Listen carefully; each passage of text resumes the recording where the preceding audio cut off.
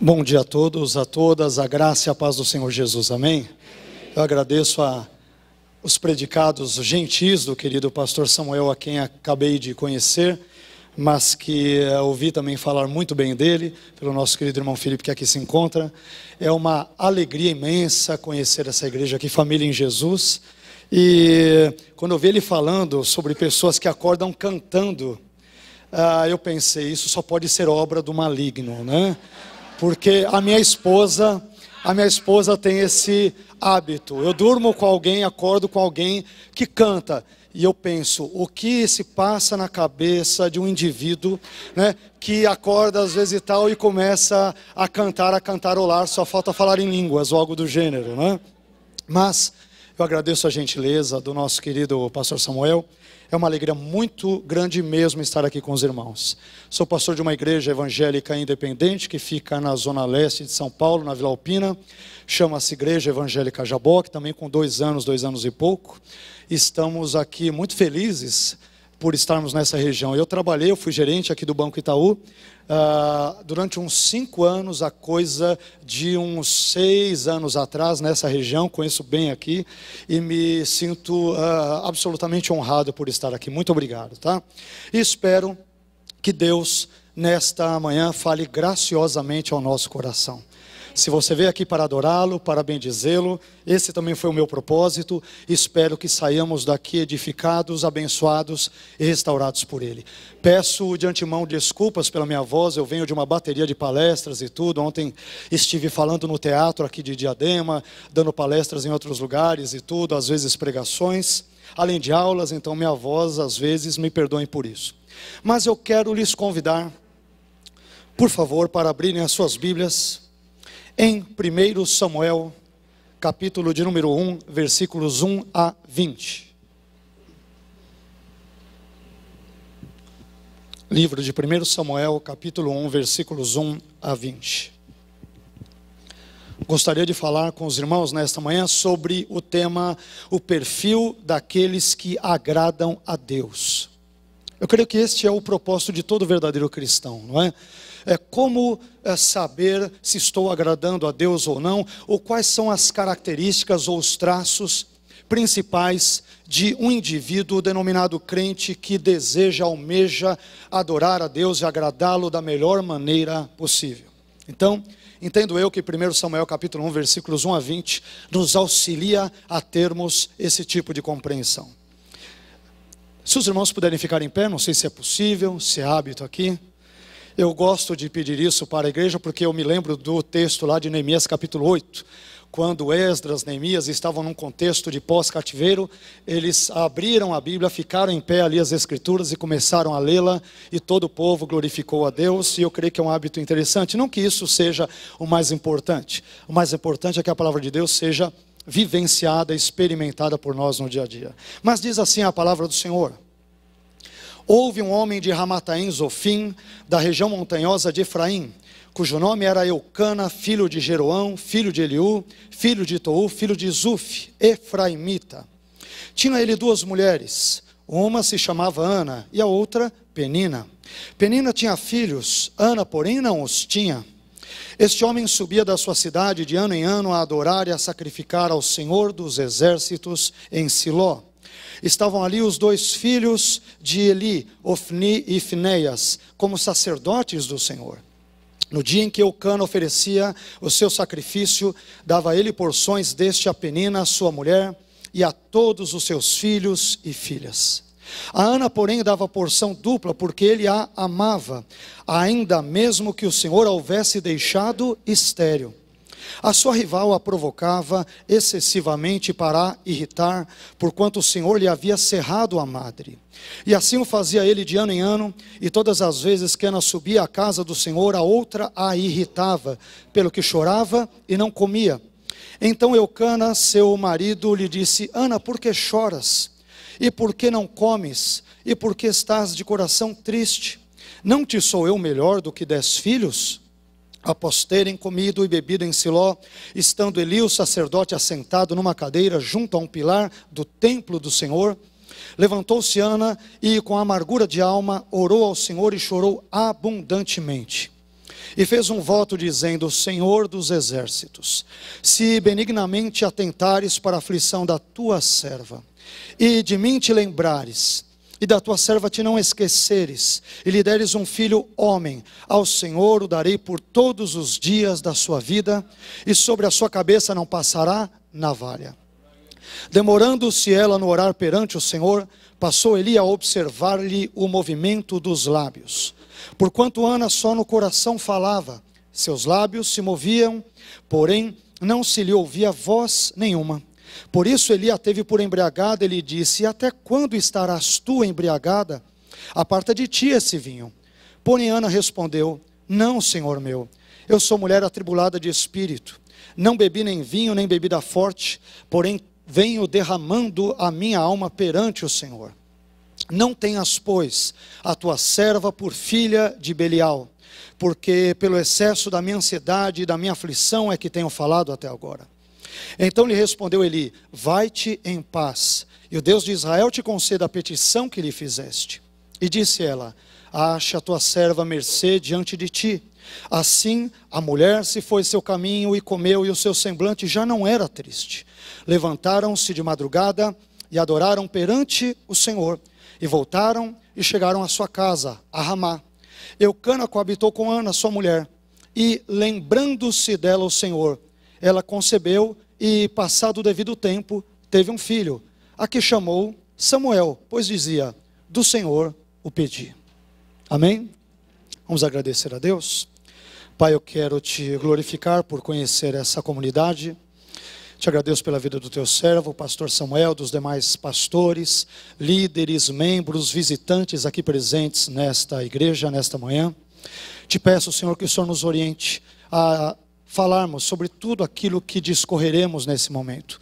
Nos dê graça para transmitir a sua voz e dê graça ao seu povo para poder compreendê-la, absorvê-la e praticá-la. E que em todo esse ato de transmissão e recepção da sua palavra, o teu nome, e tão somente o teu nome, seja glorificado e exaltado. Te adoro e te agradeço por conhecer novos e queridos irmãos nesta manhã, e suplico a tua bênção, Senhor, em nossas mentes, em nossos corações, em nosso casamento, em nossa vida nesta manhã. Em nome de Jesus. Amém. Por favor, podem se assentar.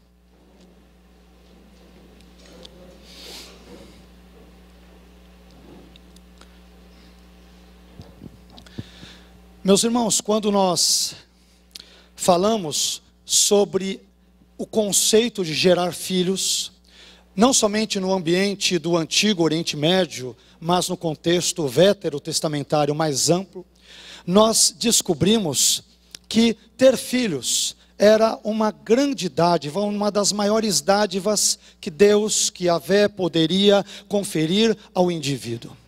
E quando já lemos nas primeiras páginas de Gênesis, especialmente no capítulo 1 e 2, uma das ordens, uma das ordenanças divinas dadas inicialmente a Adão e Eva, dizia respeito à ordem, ao fato de que deveriam crescer, se multiplicar e encher a terra.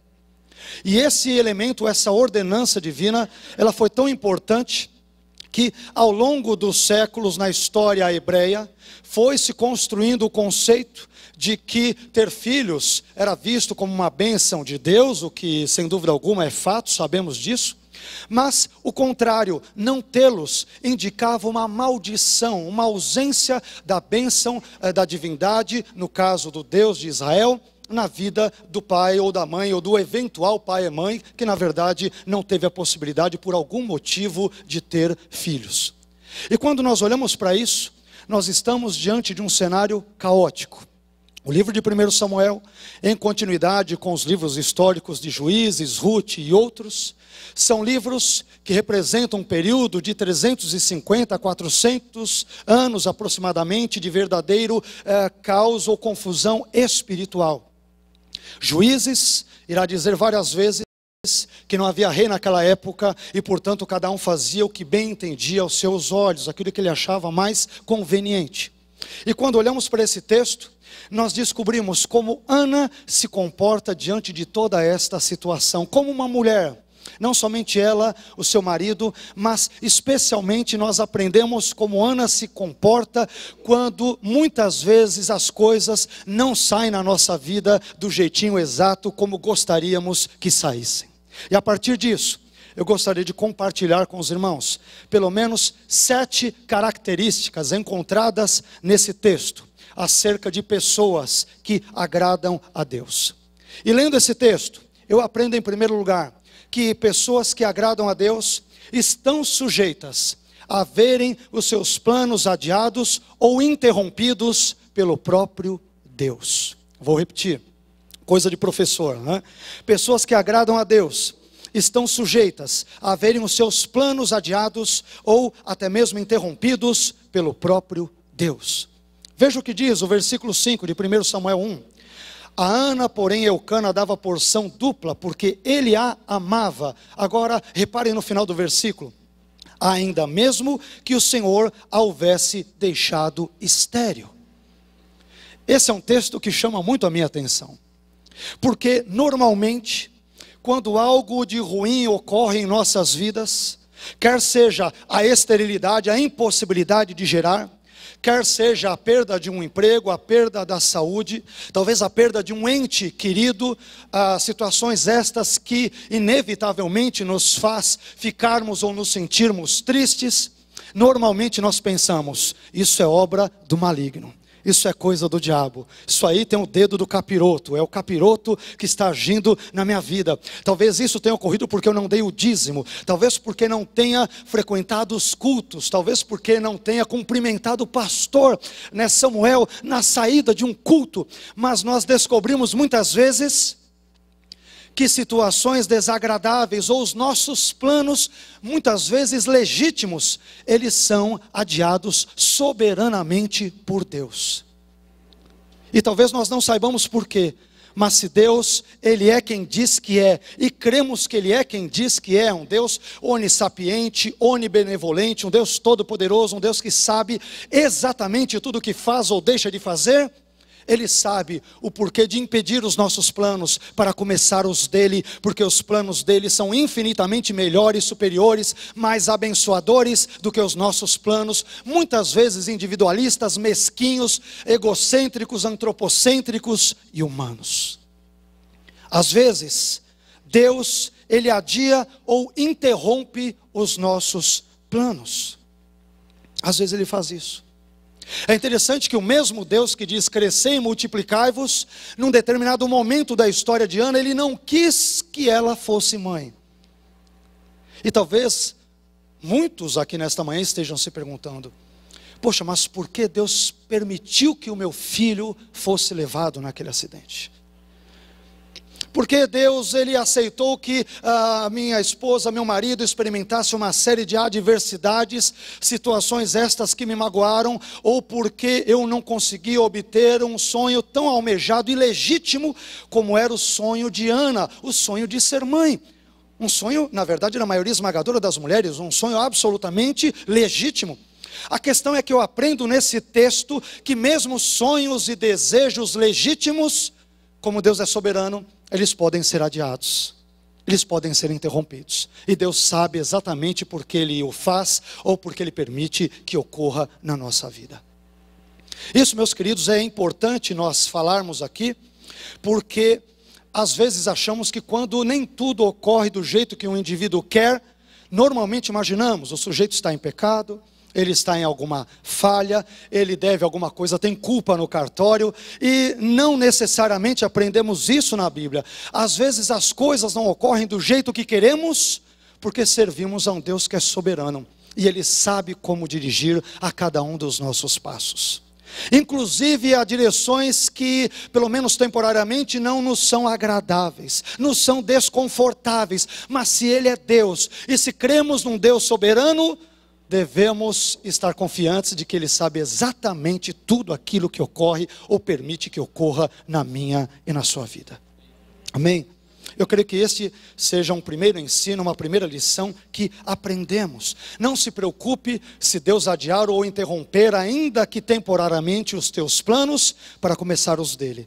Porque os meus e os teus planos são finitos. Muitas vezes são mesquinhos, são apequenados, mas os planos de Deus são eternos, são sublimes, são perfeitos, porque Ele é gracioso e Ele sabe absolutamente tudo o que faz na minha e na sua vida.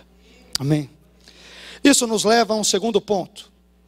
Também descubro nesse texto que pessoas que agradam a Deus são aquelas que não deixam de servi-lo só porque as coisas não vão bem na vida.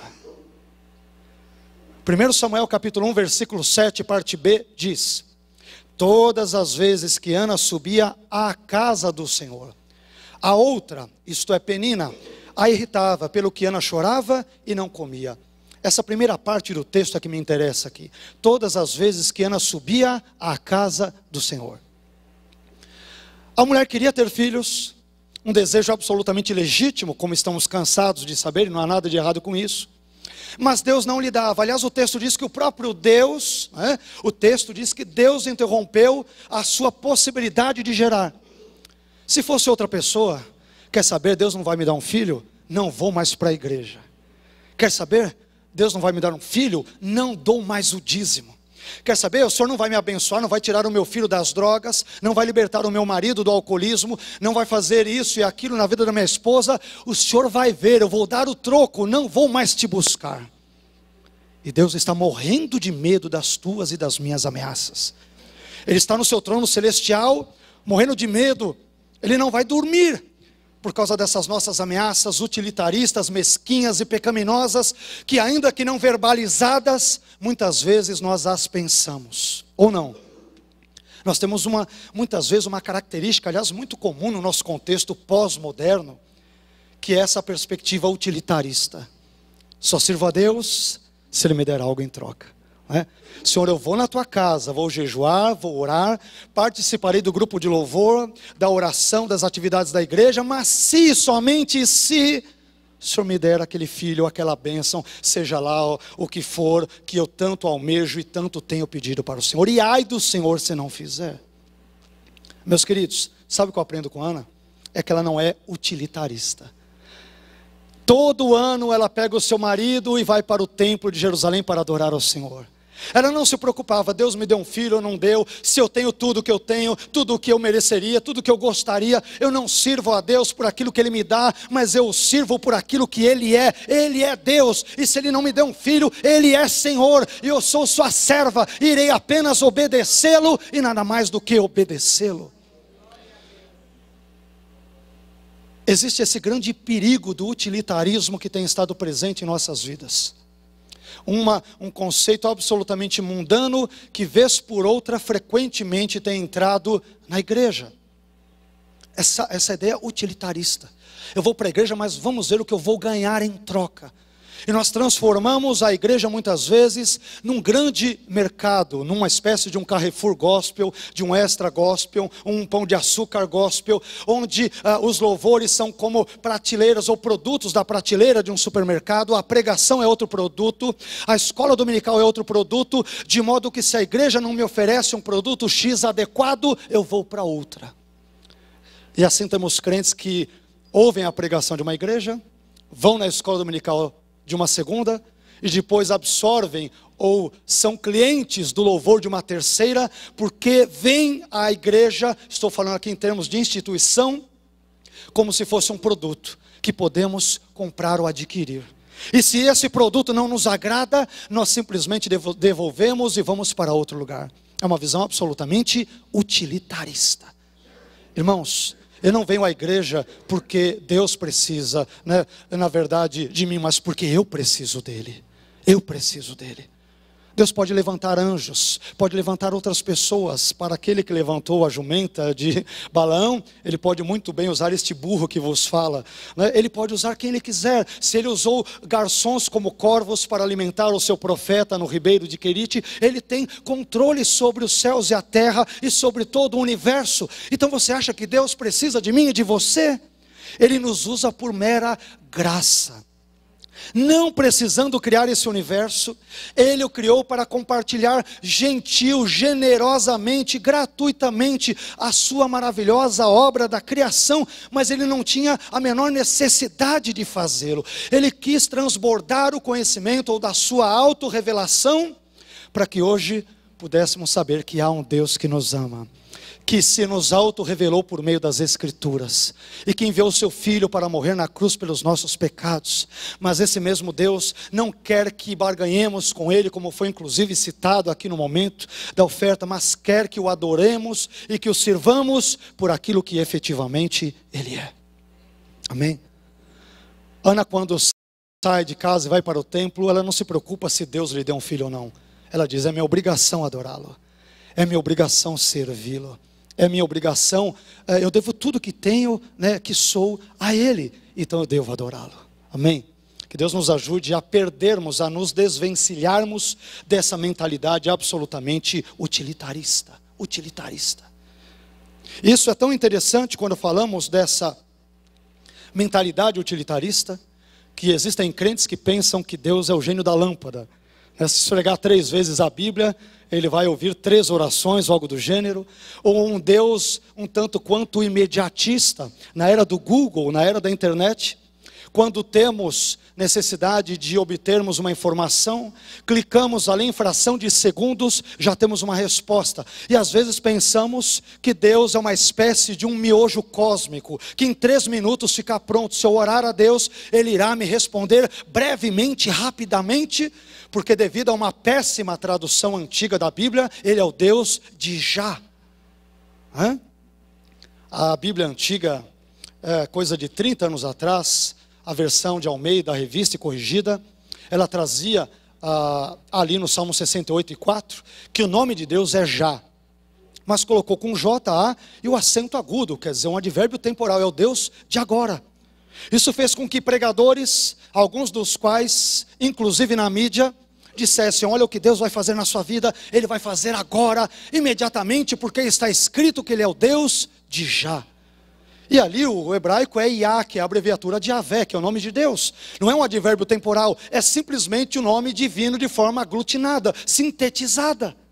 Você vê como uma tradução péssima da Bíblia pode induzir o indivíduo ao erro, né?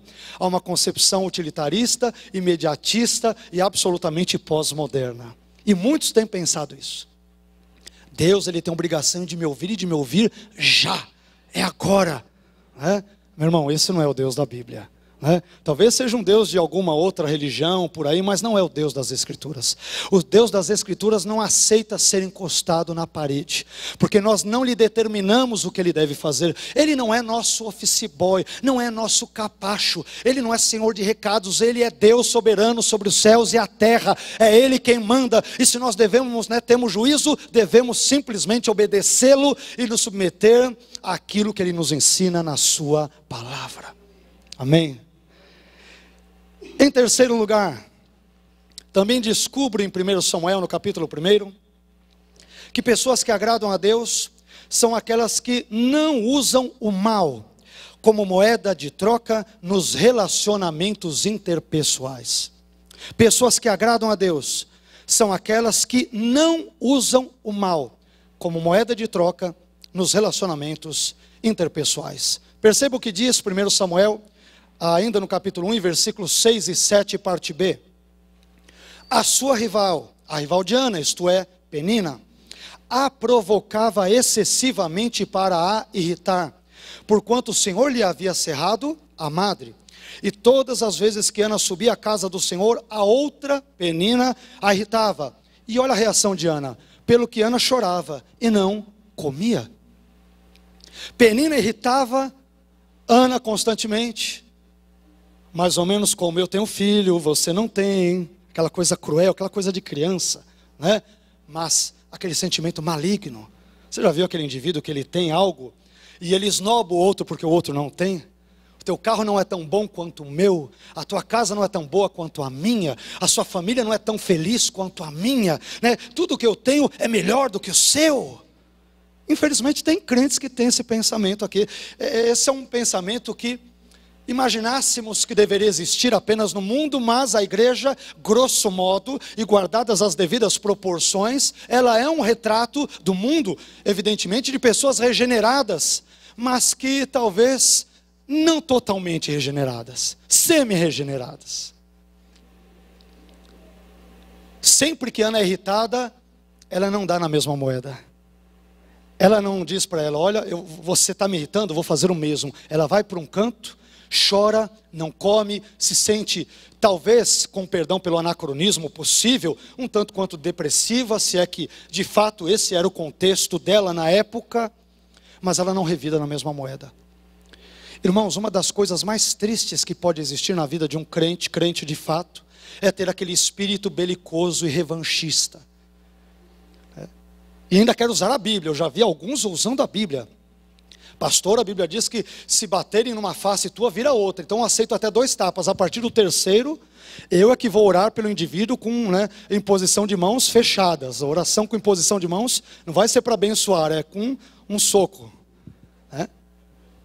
Já vi crentes falando, pastor, eu até tolero algumas coisas, mas dependendo do que for, começou a me encher muito as paciências, eu parto para cima mesmo. Falei, mas irmão, você não é crente? Você não sabe de que espírito você é? Parafraseando o nosso maravilhoso Jesus. Então existem pessoas com um espírito muito belicoso, muito beligerante, muito vingativas. E quando eu olho para esse texto, eu vejo uma Ana que agrada a Deus, porque ela não devolve para a Penina a ofensa experimentada na mesma moeda, porque ela tem um espírito diferente, é uma pessoa piedosa, que adora a Deus, e não é porque todo mundo está contra ela, que ela vai soltar os cachorros em todo mundo. Tem pessoas que porque algo ocorre de forma equivocada na sua vida, e todos nós estamos suscetíveis a isso, porque acordou já de manhã, chutou o pé da quina ali da cama, já sai achando-se no direito de maltratar a tudo e a todos. Eu vou me vingar daquele pé da mesa, aquele pé da cama. Já sai brigando com o cachorro, chutando o rabo do papagaio. E eu olho para a Ana, ela tem um espírito de piedade. Ela é zombada constantemente pela sua rival dentro daquele regime veterotestamentário de casamento, do concubinato, permitido por Deus, tolerado por Deus, não sancionado por Ele, mas permitido, assim como Deus também permite o divórcio, e embora não seja a sua intenção, o seu desejo, como a Bíblia realmente de fato nos relata, mas quando olho para ela, ela tem um espírito diferente. Ana é uma mulher crente, ela é uma pessoa piedosa, ela é amorosa, ela não devolve o insulto recebido na mesma moeda. E você, meu irmão, quando fazem males a você, quando falam uma série de situações, muitas vezes, para usar uma terminologia muito contemporânea, quando desferem fake news contra você, como você reage? Você já quer partir para cima, ou você fala, deixa lá, que Deus abençoe, que Deus tenha misericórdia daquela pessoa e assim por diante. Aprendemos com Ana a não termos um espírito belicoso. Mas, em quarto lugar, pessoas que agradam a Deus são aquelas que se veem como servas de Deus e das outras pessoas. Pessoas que agradam a Deus têm uma mentalidade de servir, Veja o que diz os versículos 11, 16 e 18. Quantas vezes Ana se refere a si mesma como serva, tanto de Deus quanto do sacerdote Eli. Perceba isso, versículo 11. Senhor dos exércitos, se benignamente atentares para a aflição da tua serva, e de mim te lembrares, e da tua serva te não esqueceres. Depois falando com Eli, não tenhas pois a tua serva por filha de Belial. E disse ela, acha a tua serva mercê diante de ti. 4 vezes. Ana, quando ela se vê diante de Deus e das pessoas, no caso, o sumo sacerdote Eli, ela se vê como uma serva. Uma serva. Eu estou aqui para servir.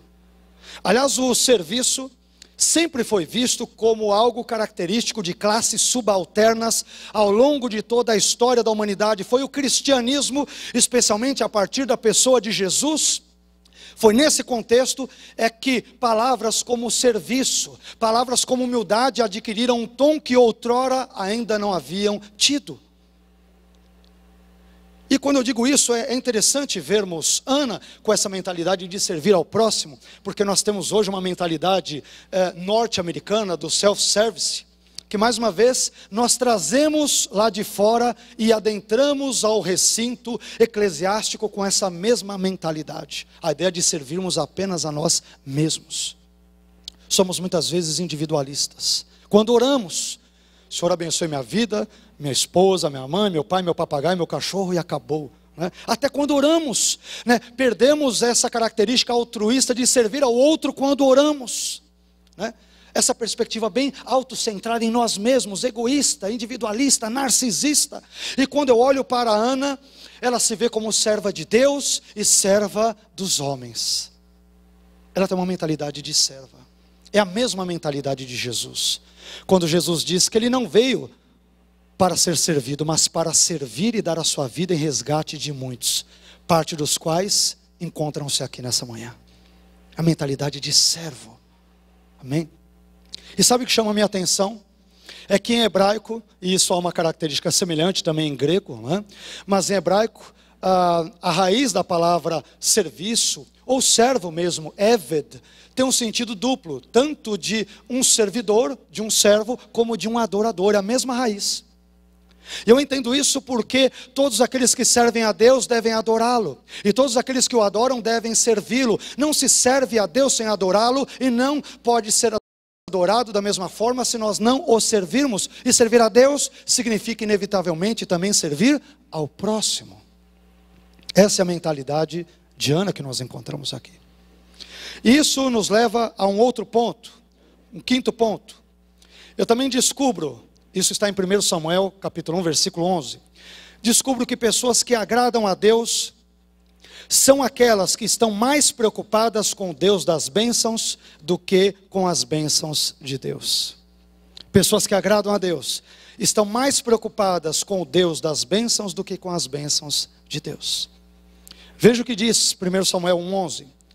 E Ana fez um voto dizendo: Senhor dos exércitos, se benignamente atentares para a aflição da tua serva, e de mim te lembrares, e da tua serva te não esqueceres, e lhe deres um filho homem. Agora veja o final da fala dela, que é uma coisa estranhíssima.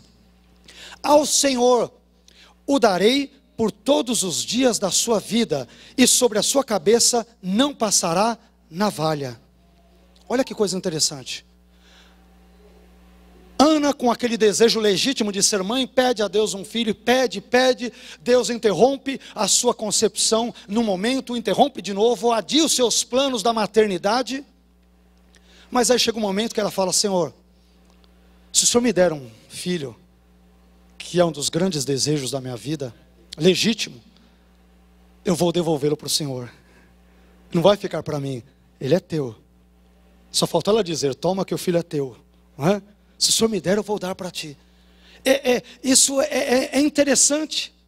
E, a meu ver, isso me dá ensejo para esse princípio que nós aqui mencionamos. Pessoas que agradam a Deus estão mais preocupadas com o Deus das bênçãos do que com as bênçãos de Deus. Imagine você, Ana deseja tanto um filho, e de repente Deus lhe dá, e ela poderia viver em função daquele filho e se esquecer de Deus. Tem muita gente que faz isso.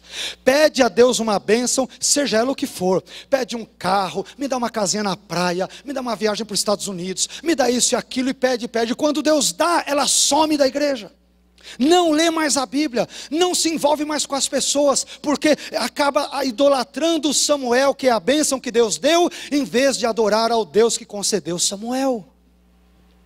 Tem pessoas que idolatram as bênçãos que Deus lhes deu. E eu tenho para mim que seja justamente por esse motivo que muitas vezes Deus não atende a certas orações que lhe fazemos. Porque Ele sabe, presciente que se nos atender, a primeira coisa que vamos fazer é abandonar a casa dEle. Aliás, o que eu estou dizendo tem um fundamento bíblico. Tem um texto em Provérbios, no finalzinho de Provérbios, onde o autor ele diz muito sabiamente, ele fala: Senhor, não me dê nem a riqueza, nem a pobreza. É claro, de novo, não é a riqueza que é pecado, nem a pobreza, mas no contexto ele está dizendo: não me deixe ser rico a ponto de confiar nas riquezas e não confiar em ti. E não me deixe viver tão miseravelmente a ponto de que eu venha roubar e ao fazê-lo venha blasfemar contra o teu nome. Ajude-me a ter uma vida modesta, equilibrada, sabendo que tudo que tenho eu sou devo ao Senhor. É claro que riqueza não é pecado.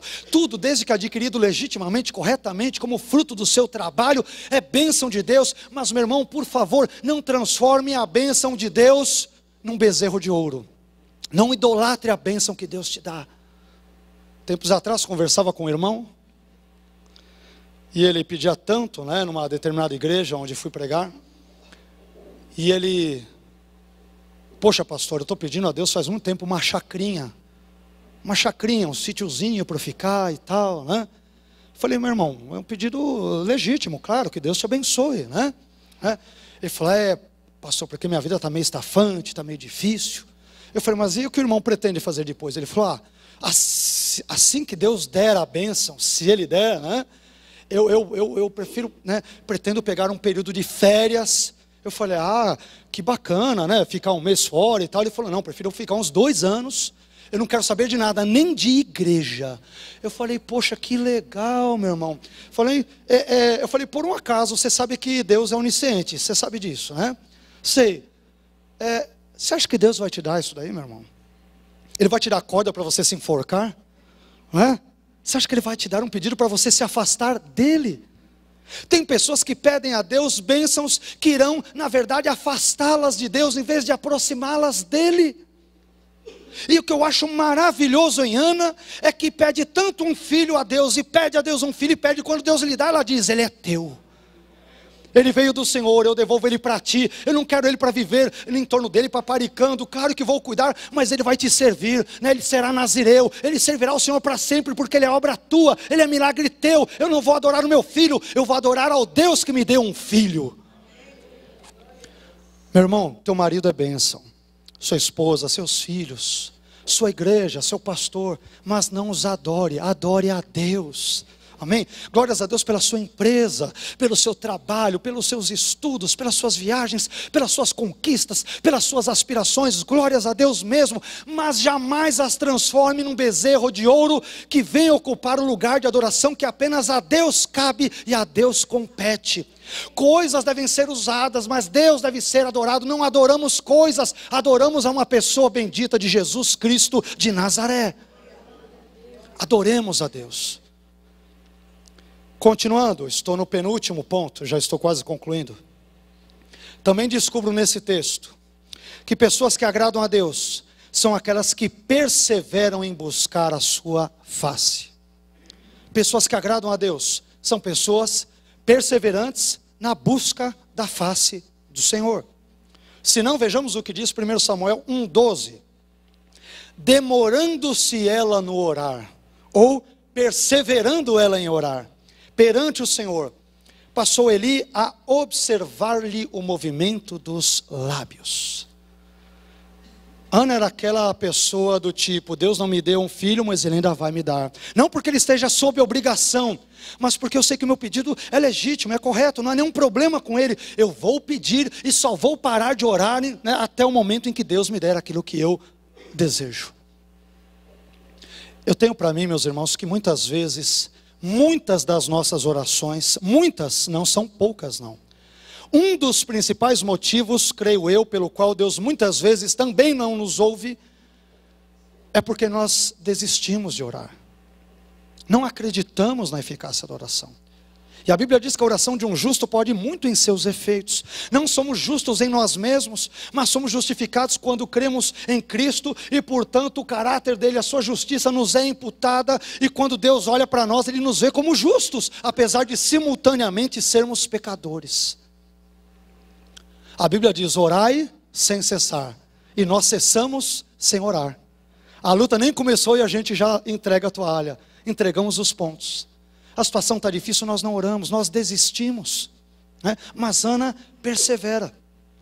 Quando eu olho para outro personagem bíblico, no contexto ainda veterotestamentário, e olho ali para o capítulo 25 de Gênesis, vejo Isaac orando 20 anos para sua esposa, para que ela pudesse dar à luz também. 20 anos.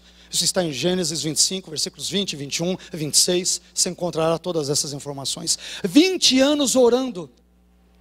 E nós, nesse nosso contexto pós-moderno imediatista, oramos uma vez, no máximo duas. Se Deus não ouviu, partimos para outra. E depois nos perguntamos com a maior cara de pau, por que Deus não nos ouviu? Essa metodologia de perseverança na oração, ela foi empregada pelo próprio Jesus.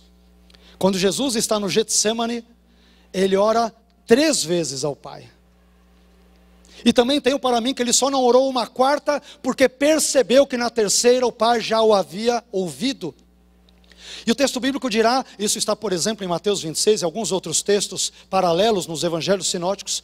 Ele ora a primeira vez, a segunda repetindo as mesmas palavras e a terceira repetindo as mesmas palavras. O próprio Jesus nos dando exemplo com essa atitude de que devemos perseverar em oração a Deus. Se o próprio Deus homem, Jesus encarnado, o fez isso para com o Pai, quanto mais devemos nós, réis seres humanos como eu e você.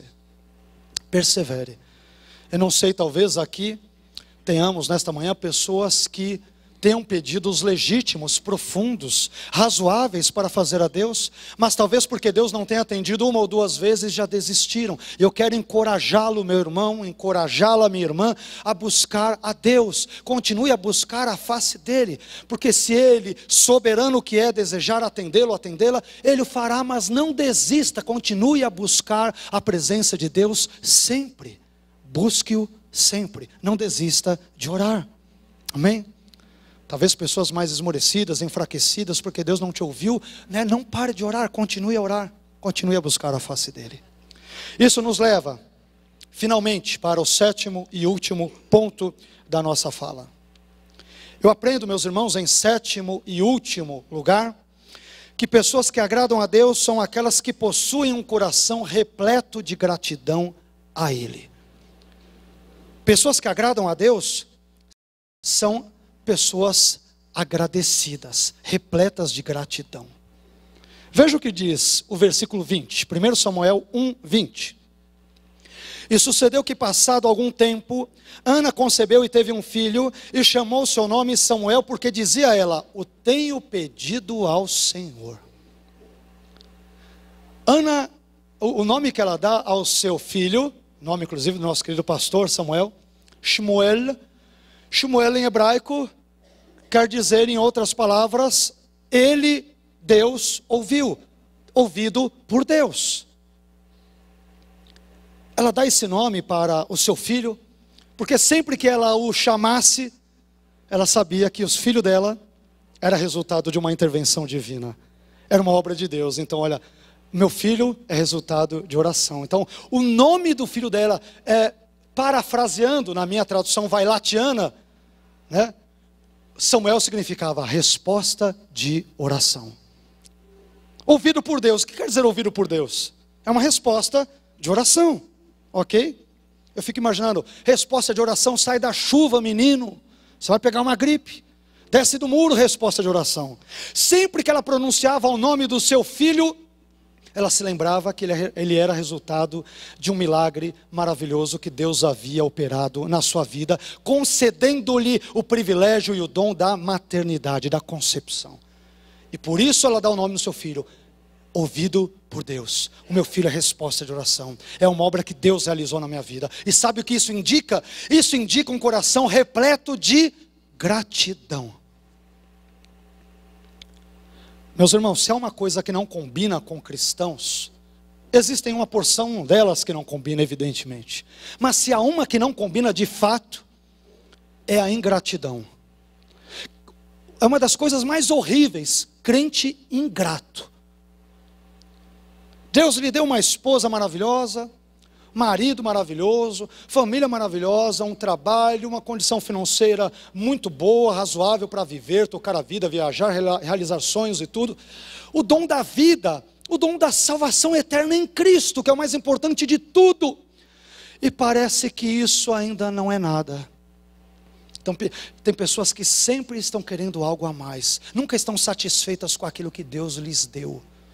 E veja bem, eu não estou dizendo que não seja legítima uma boa ambição, almejar um novo posto, um novo trabalho, uma nova situação. Não estou dizendo nada disso, mas estou dizendo que Deus nos deu tanto, mas nós reputamos muitas vezes esse tanto como se não fosse nada.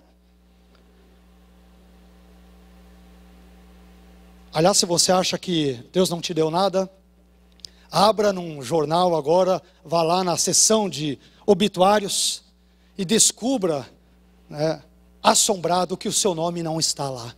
Porque Deus te deu mais um dia de vida. E se Deus te deu mais um dia de vida, isto significa que Ele tem algum plano, algum negócio para realizar na sua vida ou por meio dela. Amém? Caso contrário, por que estaríamos vivos? Porque Deus me quer aqui. Melhor, porque eu vim à existência nesse mundo, nasci exatamente no país onde nasci, no bairro onde nasci, e vivo na condição em que vivo. Se isso ocorre, porque Deus deve ter algum plano na minha vida e também por meio dela. De modo que devemos ser absolutamente gratos a Ele. Podemos não ter tudo o que nós almejamos, o que desejamos até legitimamente, mas temos muito mais do que nós merecemos. Mereceríamos o inferno, enquanto pecadores, transgressores, inimigos de Deus e da sua palavra, mas Ele graciosamente, não tendo a menor obrigação de fazê-lo, enviou o seu Filho para morrer na cruz, para nos proporcionar a salvação. Só por isso devemos ser imensa e eternamente gratos a Ele, e que Ele seja louvado na sua vida, na minha vida, na sua família, nessa igreja, hoje e sempre, em nome de Jesus. Amém? Eu quero orar por vocês, quero te convidar, por favor, a ficar em pé.